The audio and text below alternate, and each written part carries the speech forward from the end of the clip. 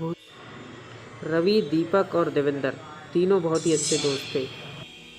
तीनों एक ही कॉलेज में पढ़ते थे और कॉलेज से तीनों ने एक ट्रिप प्लान किया था। होली के चलते उन तीनों को एक हफ्ते की छुट्टी मिली थी। रवि ने दीपक और देवेंद्र को बताया कि आगरा की होली सबसे बढ़िया है, इस बार की होली आगरा में ही मनाई जाए, और तीनों होली से एक दिन पहले आगरा पहुंच गए। आगरा में होली का त्यौहार एक जलसे की तरह होता है और यहाँ पे ये त्यौहार बहुत ही हर्षोल्लास के साथ मनाया जाता है। और होली की सुबह रवि, दीपक और देवेंद्र सफ़ेद कुर्ता पहनकर आगरा की गलियों में होली सेलिब्रेट करने के लिए निकल पड़े। तीनों ने होली के दिन बहुत ज़्यादा एंजॉय किया। तीनों ने होली के दिन ठंडाई समझकर बहुत सारी भांग पी ली और शाम हो चुकी थी। अब वे सब भांग के ही नशे में थे। नशे में ही अपने होटल की ओर जा रहे थे, पर किसी को भी होटल का रास्ता मालूम नहीं था। रवि के कहने पर उन्होंने एक दूसरा रास्ता चुन लिया, जहां हर जगह हल्ला गुल्ला और होली की गर्मा गर्मी थी। इस रूट पर बिल्कुल शांति बनी हुई थी।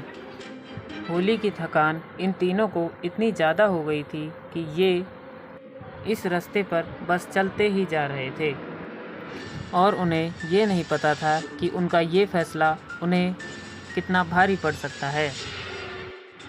आगे चलते हुए उन्हें अपनी दाईं ओर एक पुराना खंडर सा किला दिखाई दिया। वो उसके सामने से निकल ही रहे थे कि उन्हें उस खंडर के अंदर से कुछ अजीब सी आवाज़ें सुनाई देने लगी।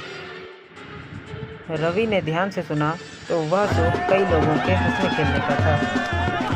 उस खंडर से ऐसी आवाज़ें सुनकर उन्हें थोड़ा अजीब तो लगा, पर वे देखना चाहते थे कि उस खंडर के अंदर आखिर है क्या।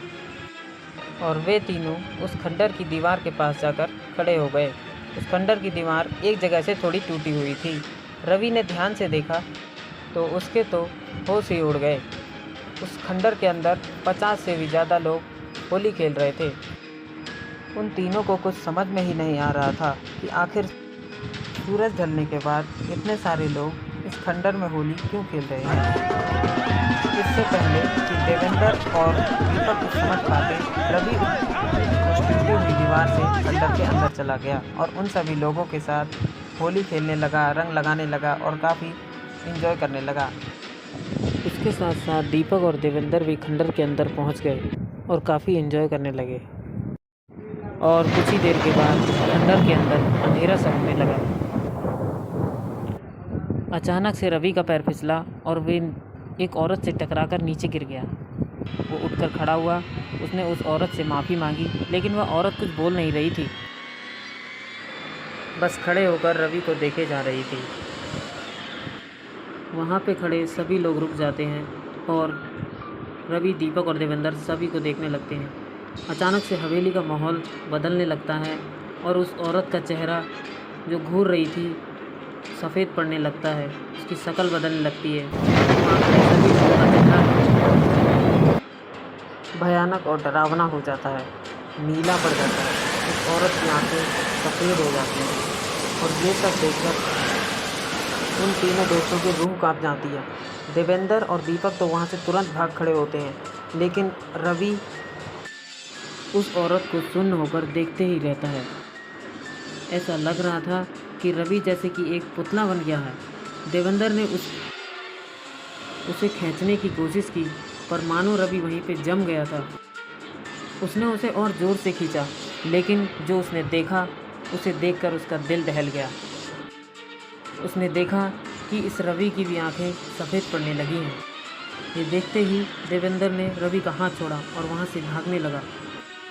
वो भागने लगा। ये देखकर देवेंद्र और दीपक को कुछ भी समझ नहीं आ रहा था।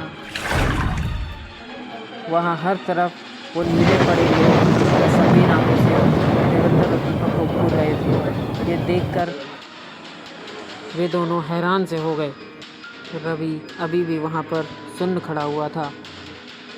वे दोनों कैसे भी करके उस खंडर से बाहर निकलना चाहते थे। वहाँ पे सिर्फ एक ही रास्ता था और उस रास्ते पर उन्होंने जो देखा ये देखकर उनकी सांसें रुक गई। वहाँ पे खड़े उन भयानक लोगों की हड्डियाँ चटकने लगीं और वे धीरे धीरे देवेंद्र और दीपक की तरफ बढ़ने लगे। उन्हें लगा कि उनके साथ कुछ बहुत ही भयानक होने वाला है।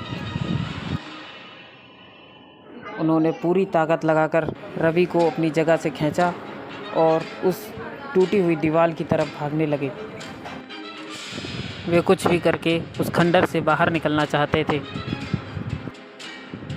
और खंडर के बाहर आते ही रवि की आंखें पहले जैसी हो जाती हैं और वो वहीं पर बेहोश हो जाता है। उनके उस खंडर से बाहर आते ही उस खंडर में भयानक आग की लपटें उठने लगती हैं और हवेली में आग लग जाती है।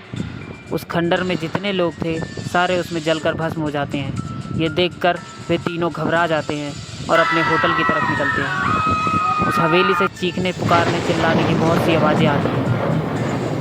हाँफते हुए जब वे होटल पहुंचते हैं तो होटल का मैनेजर उन्हें जो बातें बताता है उन्हें सुनकर वे दंग रह जाते हैं। वो बताता है, जिस खंडर से आप बचकर निकले हैं उस खंडर में कई साल पहले सारे गांववासी मिलकर होली का त्यौहार मना रहे थे और तभी अचानक वहां पर एक मुग़ल बादशाह ने हमला कर दिया और उस शानदार सी बनी हवेली को जलाकर राख कर दिया। ऐसा कहते हैं कि वहाँ पर जितने लोग होली खेल रहे थे वे सब वहाँ जलकर भस्म हो गए और उनकी आत्माएं अभी भी वहाँ पर भटकती रहती हैं। आज भी शाम होने के बाद उस हवेली के पास से कोई नहीं निकलता। ये सुनकर उन दोनों के होश उड़ जाते हैं और वे घबरा जाते हैं। कहते हैं आज भी होली के दिन उस खंडर में भूतों की होली होती है, लेकिन मैनेजर उन्हें दिलासा दिलाता है कि अब वे यहाँ सुरक्षित हैं और सुबह अपने घर आसानी से जा सकते हैं। होली का वो दिन रवि को शायद ही याद हो, लेकिन दीपक और देवेंद्र उस दिन को कभी नहीं भूलेंगे।